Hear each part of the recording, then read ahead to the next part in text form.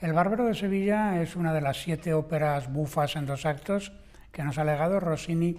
y es la 17ª de su producción. Teniendo en cuenta que Rossini cumplía 9 días después del estreno, el 20 de febrero de 1816, pues cumplía 24 años y que llevaba solamente 6 años de ejecutoria como compositor operístico,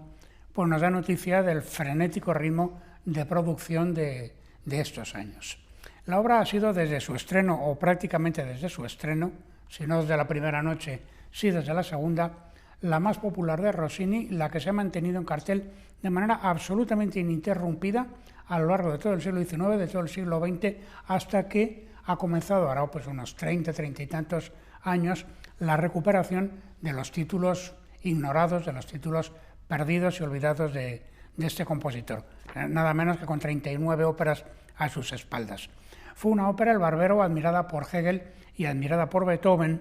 y en el caso de Beethoven además hay una anécdota famosa, que es que Rossini visita Viena en 1822 porque se le apareja una temporada de óperas suyas. Para entonces ya Rossini es el compositor italiano más famoso del mundo, una temporada de óperas suyas en Viena. Rossini va a Viena y Rossini quiere conocer a Beethoven. Y entonces, por intermedio de un libretista famoso que se llama Giuseppe Carpani, que es el que luego le va a hacer a Rossini de intérprete en la breve, por otro lado, conversación que tienen con el autor de Fidelio,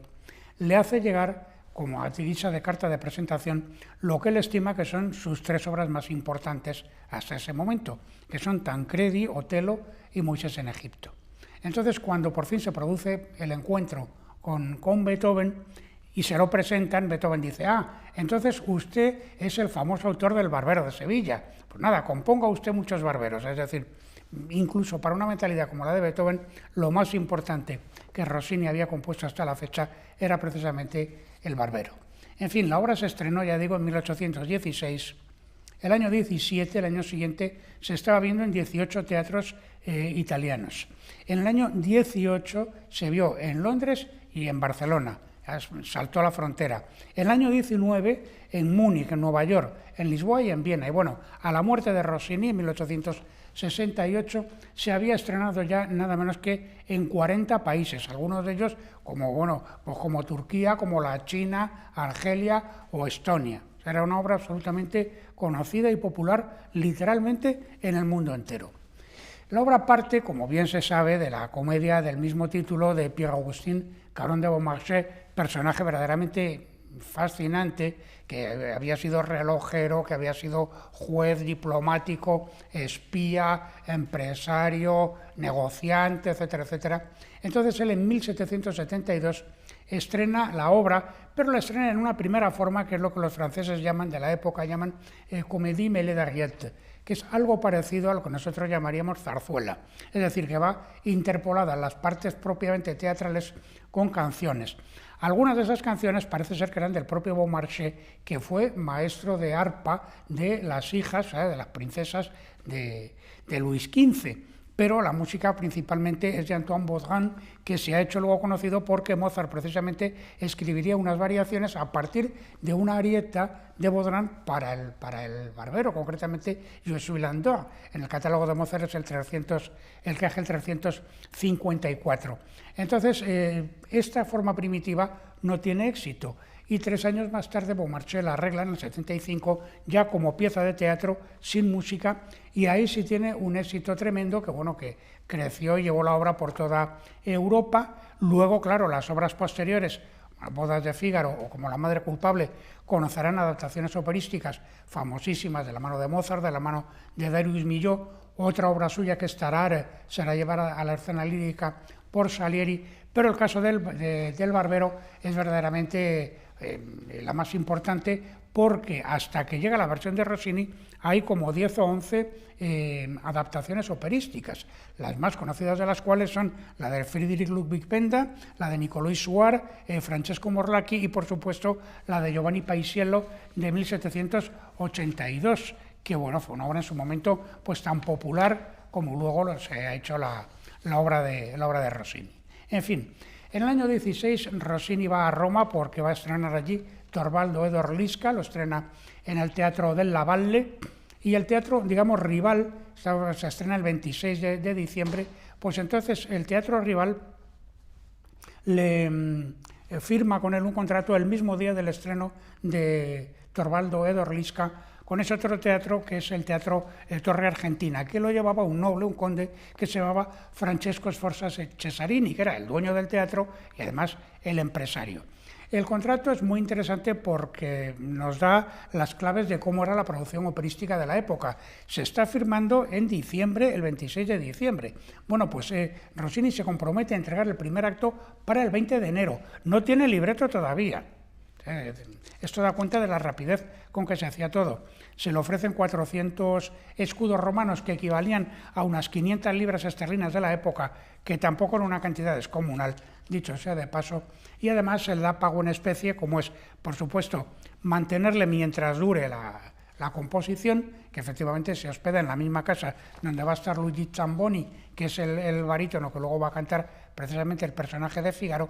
y además se le regala una chaqueta de buen paño color avellana con botones de oro, que también juega luego su parte, parece ser, en el fracaso inicial de la obra. Entonces, bueno, él tiene que entregar el primer acto el 20 de enero, pero el libreto que inicialmente se le da, que es de Jacopo Ferretti, que luego va a ser el libretista de Cenerentola y de Matilde di Chabrán y de algunas obras de Donizetti, por ejemplo, no gusta. Y entonces se encarga un segundo libreto y ahí ya, de acuerdo con Rossini, se habla con Cesare Stervini. Cesare Stervini es el libretista de Torvaldo Edo Orlisca, precisamente, y ahí es donde,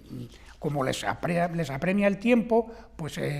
llegan a la conclusión de utilizar una vez más el material del Barbero de Sevilla. Entonces, bueno, Stervini entrega el primer acto, el texto, el 25 de enero y el segundo el 29 de enero. Se iban apretados de tiempo. Y Rossini entrega la música del primer acto el 6 de febrero y el 12 de febrero el segundo acto, teniendo en cuenta que el estreno es el día 20, pues da una idea de la velocidad con la que se hacían las cosas. Bueno, el estreno ese del 20 de febrero es pues uno de los fiascos más legendarios de toda la historia de la ópera. Y además está ahí infectado de esto que ahora se llaman leyendas urbanas. Que si salió un gato a escena y se empezó a frotar con los intérpretes y esto provocó la hilaridad del público. Que si el personaje, el Zenobio Vitarelli, que era el que hacía el personaje de Don Basilio, se acababa de caer cuando iba a entrar a la escena, se había partido la nariz y tuvo que cantarlo de la calumnia con un pañuelo empapándose la sangre. Que si la chaqueta de Rossini, como la costumbre es que el músico fuera de negro, pues también despertó la inquina del respetable. Bueno, estas historias que circularon más ampliamente por la prensa en la época, fue precisamente la cantante que estrenó la primera Rossina, que se llamaba Geltrude Righetti, que además de una gran cantante, pues era evidentemente una mujer muy inteligente, la que algunos años después, en el año 22, escribió una refutación de todo esto y por ella sabemos más o menos qué es exactamente lo que sucedió en el estreno. Parece ser que el primer problema vino de que quien cantaba el personaje de Almaviva, que era un español, que era nada menos que Manuel García, el padre de la Malibrán, el padre de Paulina Viardotti, bueno, un tenor prestigiosísimo, importantísimo de su época, como también era compositor, pues en vez del eco ridente il cielo, la serenata que le había escrito Rossini, quería cantar pues una música de su numen de inspiración española, cosa que hizo. Al parecer la música no gustó, pero es que encima cuando se puso a cantar y se acompañaba con su propia guitarra, la guitarra estaba desafinada, tuvo que parar para afinarla y encima se le rompió una cuerda, con lo cual claro ya se produjeron el tumulto y las risas del respetable y la cosa continuó ininterrumpidamente, por ejemplo, casi ya al final del primer acto, en la penúltima escena, cuando viene la policía desde fuera, llaman, ¿quién es la autoridad? Y entonces dicen esto de Cuesta Ventura, o come diavolo mai finirá. Pues cuando lo de Cuesta Ventura, como es piano y lento, se oyó una voz del Loyone, esto nos lo cuenta la Righetti, que decía, este es el funeral de don Cesarini. Verdaderamente de mal gusto, porque es que lo que pasa es que el pobre Cesarini se había muerto 4 días antes, con 44 años, el empresario y propietario del teatro, había tenido un síncope cardíaco. En fin, el caso es que bueno, la obra pues anduvo verdaderamente muy mal y que es probable que hubiese esto que entonces se llamaba reventadores. Hay una frase de Stervini, recordando este estreno, que dice literalmente que había un público mercenario e indiscreto. Entonces, esto de mercenario ha dado pie a suponer, pues efectivamente, que había gente pagada para ir a reventar el estreno de la función. Y la Righetti nos da también una pista, porque escribe literalmente que los envidiosos, dice, y los malignos atacaban a Rossini por volver sobre un argumento que ya había estado tratado por el grandísimo, el prestigiosísimo Paisiello, que todavía vivía a todas estas. Mirad, decían en los corrillos, hasta dónde llega el orgullo de un joven mal aconsejado, ya te enterarás. También se ha dicho que entre esta conjura pudo estar Pietro Cartoni, que era el empresario del teatro rival, del Teatro de la Valle, donde Torvaldo Dorlisca había fracasado estrepitosamente y que entonces por envidia pues también había pagado gente para que fueran a reventar el estreno. No es tan posible porque Cartoni sabemos que era buen amigo personal de Rossini, que incluso Rossini había sido el padrino de bautizo de una de sus hijas. Pero en fin, ahí queda la historia. El caso es que Rossini incumplió el contrato porque el día siguiente no fue a dirigir, que tenía que hacerlo las 3 primeras representaciones, y se quedó en la cama diciendo que estaba malísimo, que se había llevado un disgusto, y bueno, realmente es obvio que se lo llevó. Y ese segundo día, en cambio, como el público era diferente, sí que la obra tuvo un éxito enorme y fueron todos los intérpretes a casa del propio Rossini a sacarle de la cama y a testimoniarle el éxito que la obra había tenido. En fin, luego ya se le dieron 9 representaciones antes del día 28 de febrero, que era el miércoles de ceniza de ese año. Claro, se acababa ya la temporada operística. Y entonces, que no está mal, 9 representaciones en una temporada como esa. Y entonces el 10 de agosto de ese mismo año la obra se repuso en un teatro,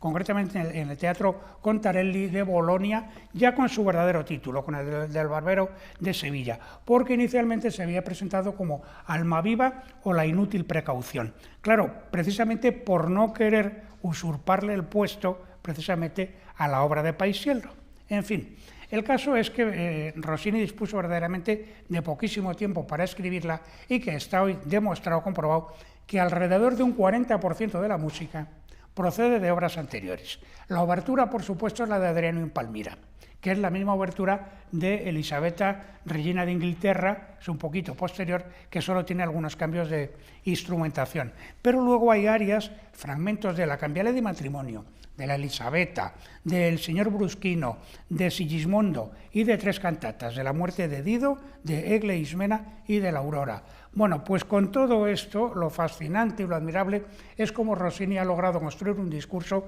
con una unidad expresiva y con una unidad emotiva y sobre todo con una vis cómica absolutamente irresistibles y admirables. Y cómo Rossini ha logrado, simplemente con fórmulas, pero con fórmulas utilizadas con una habilidad y con una vitalidad excepcional, tipificar, retratar a los personajes en sus primeras áreas, porque son más que áreas que hagan avanzar la acción, son verdaderos retratos. Por ejemplo, toda la picardía de Rosina en Una voce poco fa, toda la jactancia y la desenvoltura de Fígaro en el Largo al factotum, en fin, la maldad grotesca de don Basilio en la famosa área de la calumnia, que es una de las cosas más divertidas, más hilarantes de toda la historia de la ópera. Y el propio personaje de Almaviva tiene, en contra de lo que sería la convención, 2 áreas prácticamente seguidas en el mismo acto. Primero es el eco ridente il cielo, la serenata, que es el aspecto, digamos, convencional del hombre que va a galantear una muchacha de la que no conoce, pero como luego ella es tan desenvuelta que le ha hecho llegar un billete diciendo, a ver, pero ¿quién sois? Y pidiéndole datos, por así decir, esto inflama naturalmente la pasión amorosa y con razón de Almaviva, y es cuando canta la segunda arieta preciosa, que es la de Sil mio nome saper bramate. En fin, la obra, como os he dicho al principio, la cantó inicialmente la Righetti, que luego es también la que estrenó Cenerentola, que era una contralto, pero una contralto con agilidades, con coloraturas, con un registro agudo poderoso, pero la obra enseguida se apoderaron de ella las sopranos líricas, y entonces es curioso porque existen dos versiones del Barbero, la versión de contralto, de mezzosoprano, y la versión de soprano lírica. En las dos cuerdas ha tenido intérpretes españolas excepcionales, desde Adelina Patti hasta Teresa Berganza, pero fue precisamente una española y una catalana, para más señas, Conchita Supervía, la que exhumó la versión original de contralto y la hizo suya en la temporada memorable del Liceo de Barcelona del año 16, y puede decirse que de alguna manera ahí se inicia el verdadero revival, podríamos decir, de las óperas desconocidas de Rossini en una fecha tan temprana como esa.